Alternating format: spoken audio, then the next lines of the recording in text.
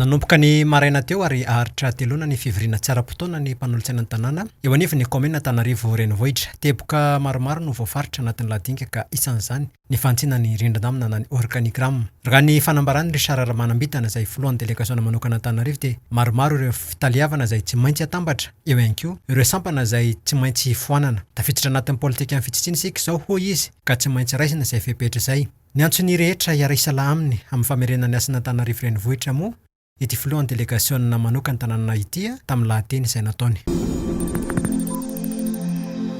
Olona iray no voamarina fa marary ny kolera aty amin'ny nosy Mayotte tao aorian'ny fitiliana izay natao azy. Raha ny fanambaran'ireo tompon'andraikitra eo anivon'ny departemanta Frantsa ity tamin'ny mpanao gazety tao an-toerana dia olona avy aty amin'ny nosy Komoro izy ity izay niondrana tamin'ny alalan'ireo sambokely antsoina hoe koasa ireny. Efa nisy fepetra izay noraisin'ireo tompon'andraikitra ny amin'ny fandraisan-tanana azy. Nirongatra izay tsy izy ny kolera aty Komoro nanomboka ny fiandohan'ny volana febroary teo mahatratra 12 hatreto ny olona namonyainy. Ho an'i Madagasikara manokana izay mbola tsy nahitana tranga kolera hatreto dia efa misy ny fepetra izay noraisin'ny tompon'andraiki-panjakana tamin'ny alalan'ny fampiatoana fifamoivoizana an-dranomasina amin'ny nosy Komoro. Eo ihany koa ny fanomezana fanafody eo am-pahatongavana ho an'ireo izay mpandeha avy amin'ny zotra amin'ireo firenena izay ahitana tranga na kolera. Olona manodidina ny 4,4 hetsy no tratry ny aretina tazomoka tamin'ny taona 2024 ary mahery ny 750 no namonyainy teo anelanelan'ny volana Janoary sy Aprily 2024 raha ny tatitra izay navoaka ny ministeran'ny Fampianarana ambony sy ny fitantanana siantifika. Ny zaza malagasy indrindra ny amin'ny faritra atsimo atsinanana nosy no tena voamafy araka ny fanambarany ty ministera ity hatrany. Ny isoroana ny fiverimberenan'ny tazomoka amin'ny olona iray no antony fikaroana andraisan'ny ivotoerana nasionaly fikaroana momba ny fanafody na ny kinaro mpanjara amin'ny tetikasa imprima izay tetikasa miompana amin'ny fampiasana ny primakin fanafody isoroana ny tazomoka indrindra izay fiverimberenany izay.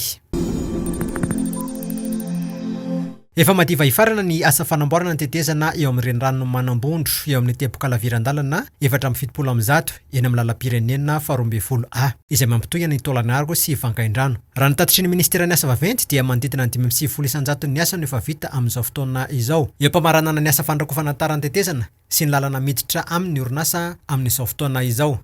Anomboka aorianan'izay fa metrahana ireo marika fampahafantarana na ny marquage au sol anamora ny fifamoivoizana sy ny fivezivezen'ny vahoaka sy ireo mpampiasa lalana amin'ireo faritra roa ireo ny fahavitany ty fotodrafitrasa ity.